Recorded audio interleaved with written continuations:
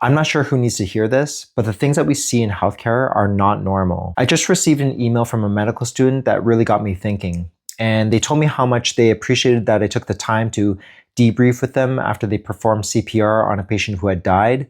And they said that it really helped them to process the emotional impact of it. It brought me back to the very first time that I had ever performed CPR as a medical student. And I still vividly remember the feeling of a woman's ribs crunching under my hands as they bounced up and down on her chest, and watching her pale face kind of bob side to side as I performed each compression.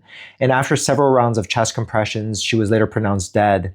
And up until that point, I had never even been to a funeral. That was the very first time that I had ever seen a dead person. The ED was slammed that day, and my attending had rushed off to go see another patient, and there was no debrief or conversation at the end of shift. And as an attending, I completely understand how difficult it is to carve out the time to have these difficult conversations, because I struggle with this as well. I mean, as an attending, you constantly feel like you're being pulled in 5 different directions, all with varying needs.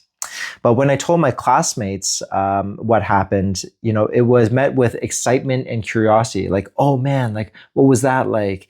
And that made it feel even more strange. I remember over the next few days trying to take it all in, trying to understand the medical side of things, while also processing my emotions, while also reminding myself that someone had just died. Like, their life was over. They no longer existed. Over time, I think the natural tendency for healthcare workers, including myself, is to become desensitized to these moments. It's a defense mechanism.